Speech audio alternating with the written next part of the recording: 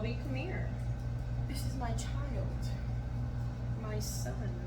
Say hi. He's scared of the camera.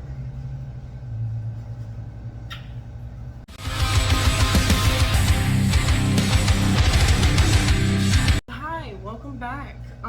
It's been a minute and I look a mess. Please don't mind my hair and I'm sweating. It is January 2nd. What? And it's hot. So if there's a little weird sound in the back, it's my AC blasting because the bitch is hot. Capiche? Alright, moving on. Okay, so books. Speaking of, so I've read 2 books in June. I barely finished this one yesterday, so it kind of doesn't count, but it kind of does count. Leave me alone. It counts as June. But I want to give my opinion and my review on these 2 books. These 2 books took me a long time to read because I've just been not wanting to read. But I'm about to read one book that I'll talk about in a minute. But let's do these first. So I'm gonna go off If He Had Been With Me by Laura Nolan. This book, no. I'm crying. This book really, at the end it did make me cry. I cried. I'm not gonna. If you hear background noises, I live in front of a school. It's noisy. Cars are coming in and out constantly. Please don't mind the background noise, okay? Okay, so basically this book is about a girl named Autumn and her childhood crush, which is her best friend, her childhood best friend that she's had since fucking birth. She basically, when they got to high school, they became like distant. They were super close as kids. They're like the best friends of kids growing up. But as they got to high school, they sort of just parted ways. And the book is actually, this book is more on the teenager side, more on the like maybe teen adult than actual other books that I've read or read, because I read more like adult books, like actual adult books. Also, I'm in my dining room. My living room's right here, because my husband's sleeping and I need to make this video, but I don't want to be loud, so I just came out to the dining room to just make the video real quick. Moving on, they became less and less friends, I guess. They sort of didn't really interact with each other like that anymore. But the only thing that was basically keeping their friendship alive, kind of still, was that she lived next door to him, because her mom is best friends with his mom. They've known each other since high school. And her mom has like marriage problems in the book, which is really sad because she's basically depressed. And yeah, depressed. What I realized was one thing that I thought it was weird, but I guess I've never seen something like this before, but I guess it's something that people probably do or have done before. She wears a lot of tiaras, like little tiaras, like these little tiaras, like something like this, on her hair with every single outfit she wears. She wears it with anything, any outfit she's wearing, she has to wear a tiara. Towards the end of the book, she stopped wearing them. She was like, nope, this is not really me anymore. Which I'm really happy about because she sort of grew into a bigger person. But this book was really sad. Honestly, it really was. Spoilers, because I'm going to spoil some things. So she gets a boyfriend. She starts dating this guy named Jamie. Why did I say Jamie? And she has other friends. One of her friends got pregnant, which is crazy. Everybody in this book is a teenager, besides the parents, obviously. But everybody in this book is a teenager. They're between 16, 17, maybe 18, because they're seniors at the end of the book. So between those ages, 18, 19. The saddest part for me in the book was the ending. I knew, in a way, I knew that he was gonna die at the end. When I actually read it, I was like, oh.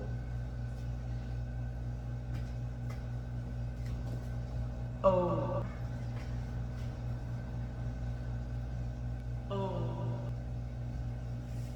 This took me 3 times to read because I just didn't want to read it. Why? I don't know. Something was wrong with me. And at the end of the day, I ended up loving this book.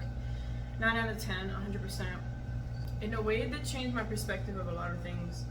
I never had a first love. Basically, this is the first love.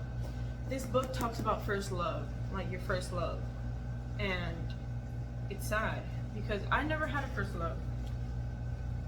I never got to experience that. Or like in this book, she lost her virginity to her true love. She ended up getting pregnant and having the baby. She was gonna kill herself at the end. Phineas ended up dying from a car crash because he was like dating another girl at the time. He didn't want to be with her. They were off and on anyways, so he was like, no. So since the longest, he had the biggest crush on her. He's been wanting to be with her for the longest, but shit didn't go. I was really confused about that though.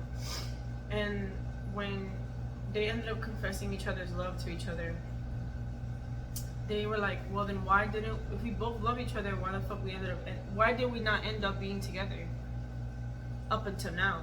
And they're like, I don't know. I'm like, what do you mean you don't know? You're stressing me out. You're stressing me. Some of these books stress me out a lot. It stresses me out. But that's the pleasure of reading. If it doesn't stress you out, if you're not like taking a moment to stop the book and be like, girl, what the fuck is you saying? What?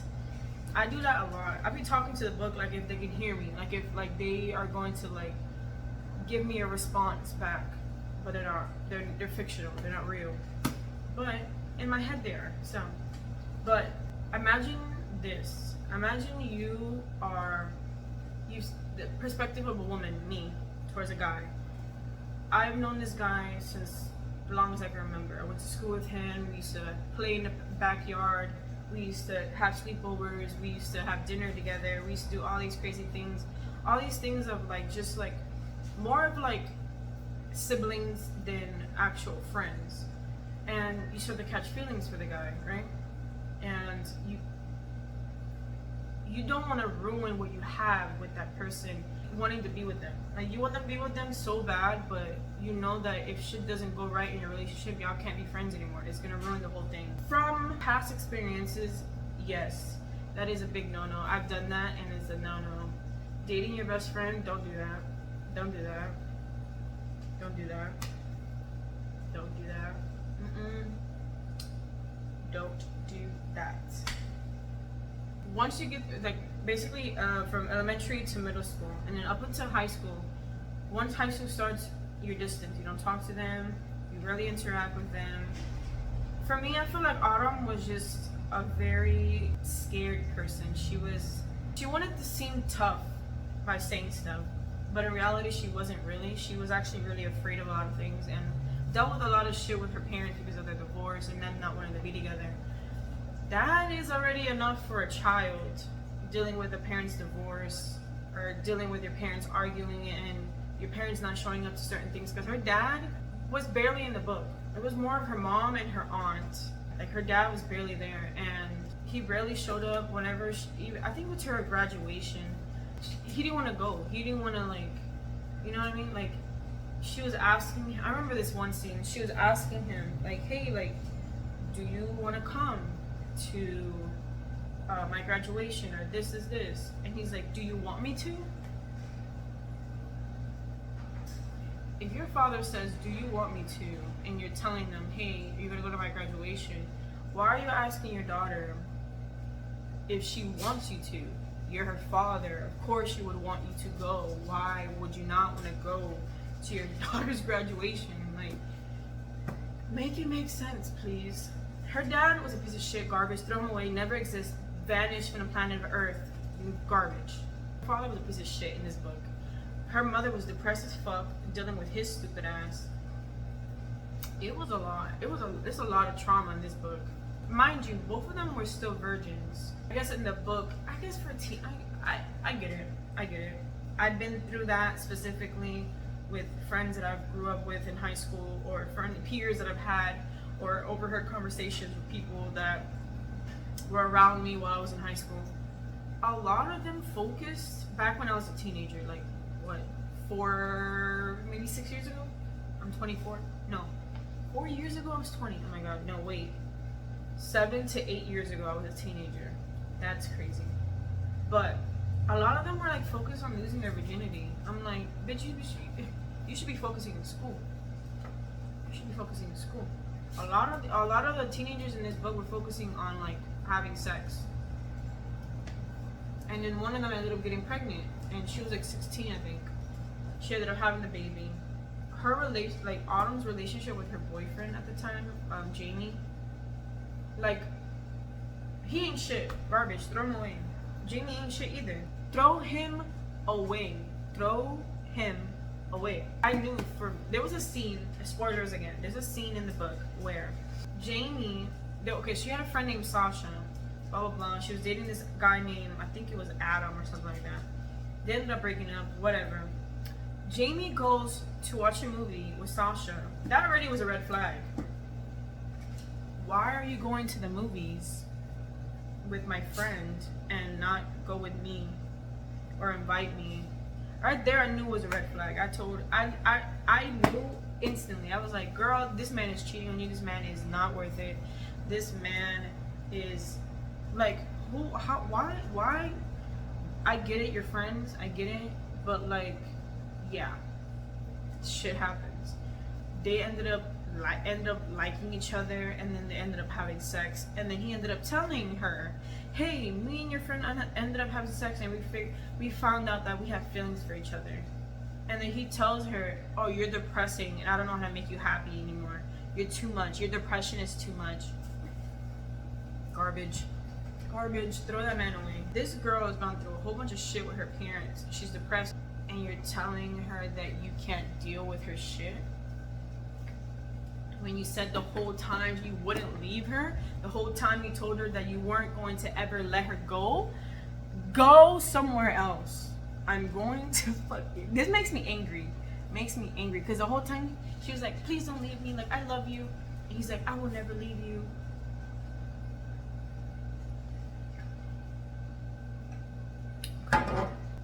Okay, then what happened? But she ended up finding out she wasn't even in love with Jamie at all anyways. She was in love with Phineas the whole time. Since the beginning of time in this book, she knew that she was in love with Phineas and she wanted to be with Phineas and not Jamie. But there's a lot of stuff in this book that really pisses me off. This book is big. This book had 80... This book had, bro, the ending, 87 chapters. 87 chapters this book had. The ending, she had her baby, and the baby looked like Phineas. That right there broke me. Imagine you losing your loved one, your husband, or your girl, or your wife, whatever, and you have a child, and that child resembles that person. Oh, that's right there, that's... I won't be able to survive that. Not the baby's fucking fault, obviously. Not the baby's fault. Phineas died in a car accident because of that dumb bitch, Sylvia. I think that was her name. Was that her name? I don't even remember that bitch name. I never liked her. But yes, 9 out of 10 would recommend. What now? The fuck am I supposed to do in my life now? What am I supposed to do? That's how this book made me feel. Any book, actually. All the books I've read made me feel that way. Where, like, I see it, I just want to dive into that bitch and stay in there.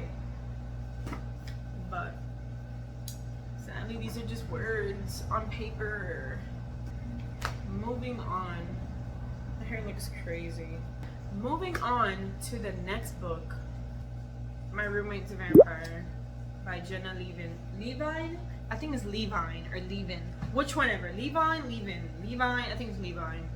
Finished it yesterday. What do I say? It's funny. It is funny. Very funny. Frederick is old. My boy is 350 52, if I'm not mistaken. And she's like 26, I think. She's basically a fuck up. She's basically just them type of people that don't know what the fuck they're doing with their life. They're just going with the flow, and they're really like struggling as they go. And basically she got evicted from her apartment. She was in search for an apartment because she was getting evicted. She was on Craigslist, or I think it was Craigslist. She came across an apartment, a good area of Chicago. It's like an area where it's for rich people, good money. She found an apartment there for $200 a month. She's like, this is fake. This is a lie. Either way, I'm desperate. I need an apartment. I only got 1 week before they kick me out. She emails the person. They ended up like chit-chatting back and forth. She ends up going to see the apartment, and it's not exactly what she thought it would be.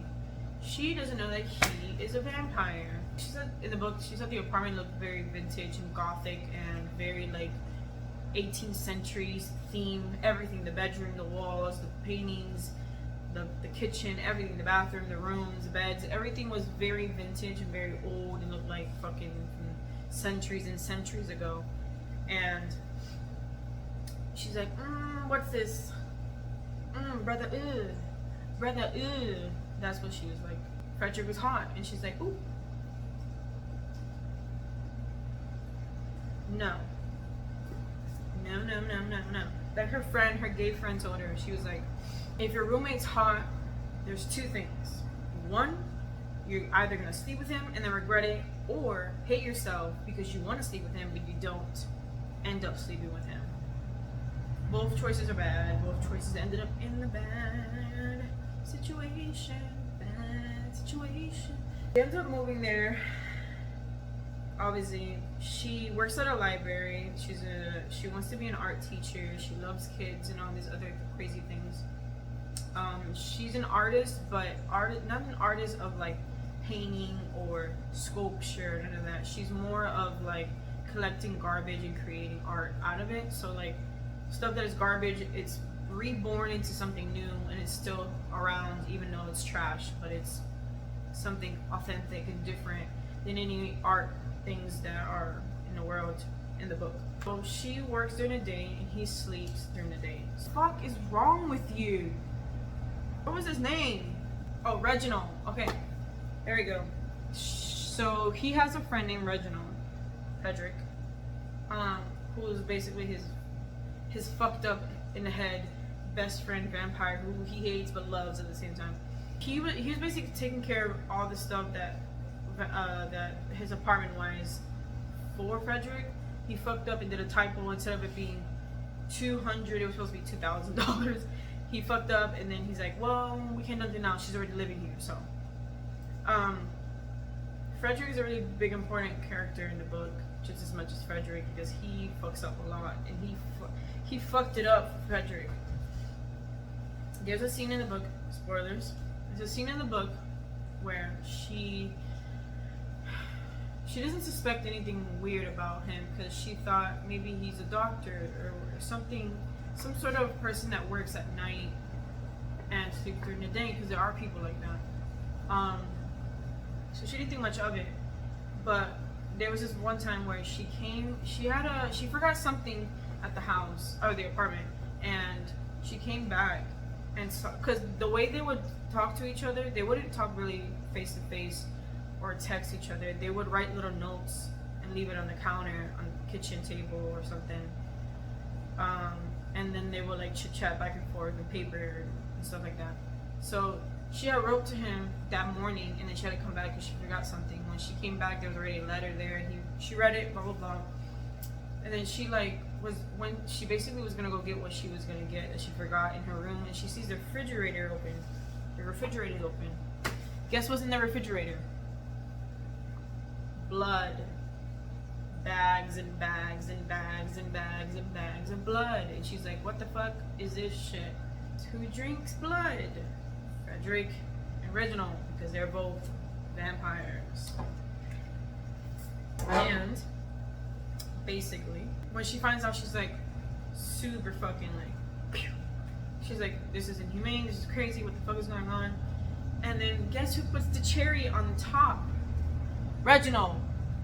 Reginald puts a cherry on top by doing what? Getting a bag of blood.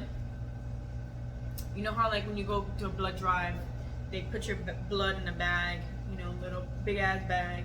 He sinks his vampire teeth and drinks the blood. She uses it. She runs out. She's like, nope, what the fuck is this? Bye. She goes to her gay best friend's house and didn't tell him because she doesn't want them to know he's a vampire. She just tried not to include anything with him to try to make it seem like he was a vampire, to like sell him out.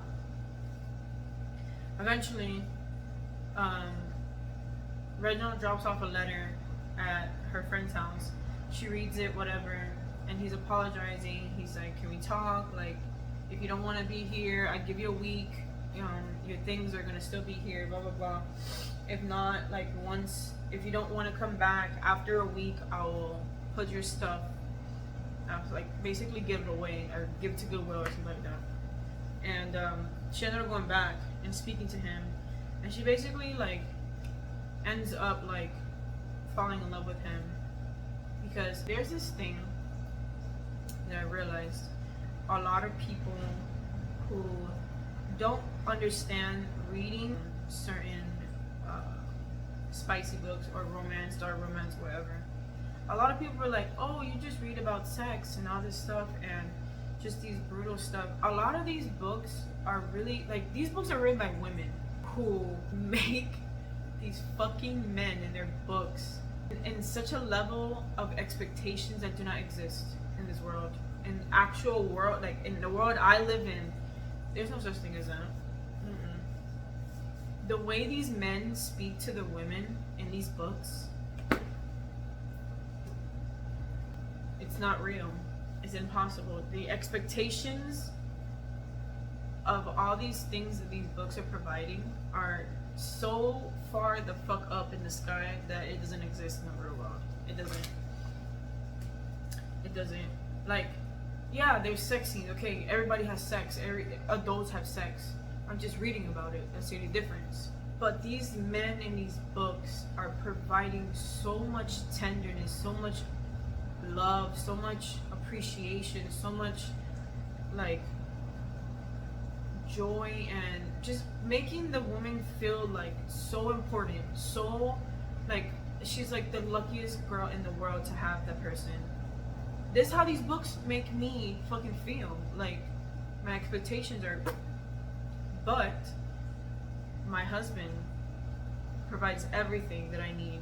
So there isn't anything that I do not need that these books are showing me. You know what I mean? A lot of books are actually romanticizing a lot of stuff that are not good and not healthy for us humans, and this is in today's society. They're creating these expectations and these mindsets for these women to not accept anything that doesn't value them as much as possible.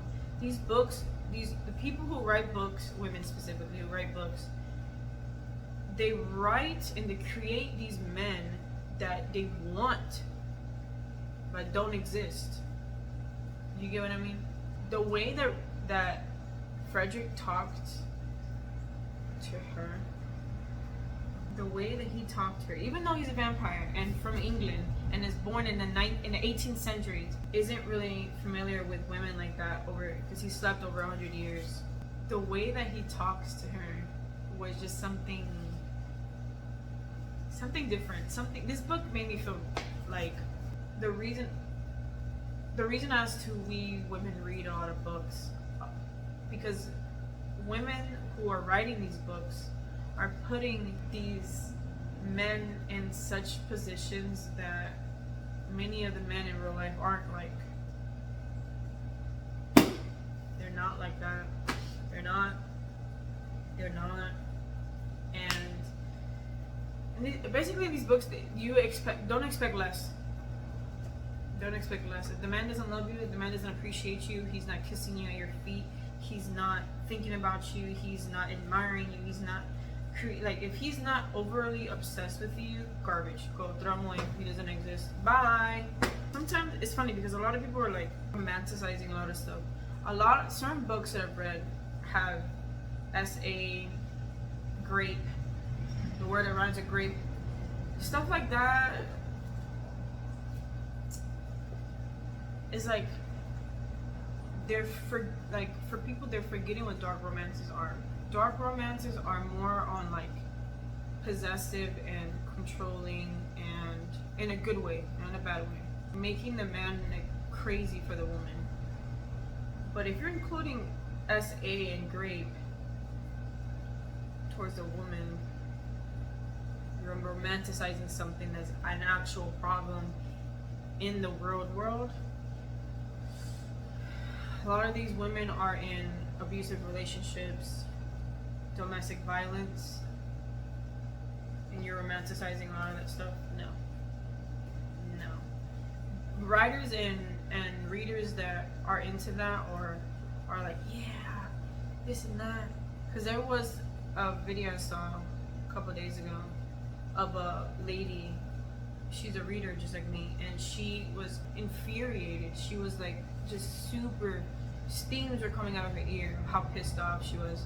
There was a guy who was sentenced for I don't know how long because he killed 2 women, abused and raped their body, did whatever the fuck he did to them. And a lot of women are romanticizing him and saying, oh, I can fix him, oh, I want a man like that. No, that absolutely not. The thing is, a lot of the books that I read, they're more like, they're fictional. They don't exist. These people don't exist. These characters don't exist. These expectations in these books don't exist. But when you come into the real world and see what's going on, and actually there's harm being caused to women every day, you're romanticizing it. Fiction is, you can create whatever world. These books are just little worlds that are fake, and they're just in books. They're just words. But there's a lot of shit that happen in these books that could happen in real life, but it's more like a big deal in real life because it's happening. And in these books, it's fiction. These people didn't die. These characters aren't real. Nobody's being harmed in these books. You know what I mean? I mean, they are getting harmed, but they're not real. So they're not actually dead, or they're not actually getting assaulted, or they're not actually doing this. But in the real world, it is happening, and you're romanticizing it. No. Y'all bitches, we don't claim y'all. Dark romance bitches, we don't claim y'all. Y'all have something going on. Y'all need to go to y'all need therapy. Y'all need to be in a psych ward. Y'all need to go to the loony bin. They should put you in a box floating down a river, Grandma! Put you in a box and ship you off. Sorry, I got a little too crazy. 10 out of 10. This book took me a while to read too. I just didn't want. Have you ever? I feel like a lot of people feel like this. Readers. Have you ever read a book? You're stuck with that book, and everything else you read, or everything else that you have or going to read, trash, garbage, don't exist. I don't want to read it. I don't. That's how I felt after Credence or Credence, whatever the word is. And you know what's funny? You know what's weird? You know what's crazy? This was released 2023.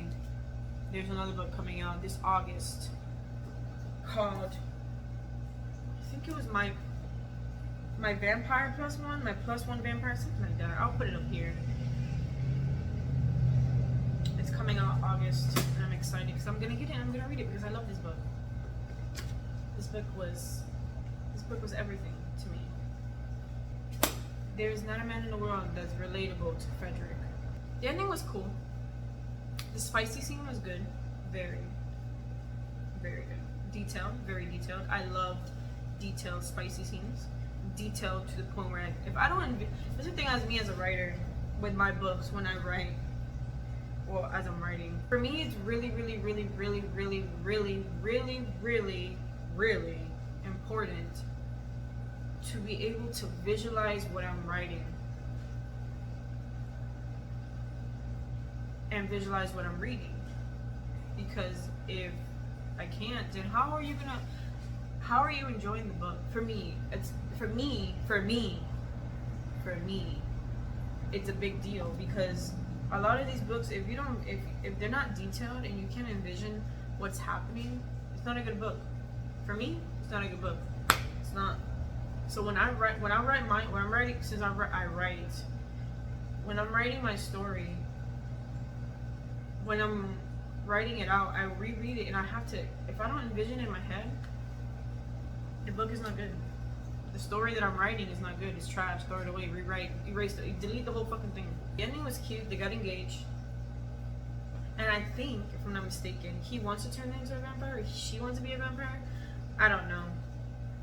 The way it ended, it was kind of like, okay, so there's a ring. Cool. Think to myself. She's like, I'm gonna be old, and you're gonna be like super young, and you're never gonna love me. And then he's like, well, it doesn't matter to me. I'm thinking, bitch, let him bite you. You love him, you want to be with him forever, let him bite you, turn you into a vampire. That's it. Simple. Why is it so hard? But she did get like a job that was important to her towards the end of the book, that she's been like trying to get for the longest, but she kept getting rejected. So star rating 1 to 5, 4.5. Both of them 4.5. Both. What makes them not a 5? This one's not a 5-star because I knew what to expect at the end, and I hate that, because when I know what to expect at the end, it ruins the book for me. I knew he was gonna die in the end of the book. Why? How? I don't know. It seemed a bit too obvious. This one, 4.5. Why is it not 5-star? It's only one spicy scene, and it's towards the end of the book. Like, well, not towards the end. I guess it's more towards the middle-ish end, but it was really detailed, and it made up for that. I wrote a little note. It says, so this woman creates the most detailed porn shit I've ever read. The fucking details. So hot, Lord. That's what I said. It's kind of sloppy because I was half asleep. Spicy scene, 10 out of 10, definitely. 10 out of 10, 10 out of 10. I'm starting, don't mind my little, this is my little light, so when I'm reading at night, I can see. I'm starting Birthday Girl. This one, Penelope Douglas. I can never say Penelope right. Penelope Douglas was the one who wrote credited, whatever the word is, I can't pronounce it. Which is my ultimate favorite book in all eternity. If I had to pick one book to read for the rest of my life, one book that is so top tier, so on top, number one, is that book. So let's see how her other books are. I've been wanting to read more of her books to see if she still got it. I'll give you an update in a month of this book. So I hope you guys enjoyed my little book review of these two bad boys. Alright, so thanks for watching. I hope you liked today's video. If you like more book videos, comment down below. And comment down below what's your favorite book. What books did y'all read this month? I'll see you guys later.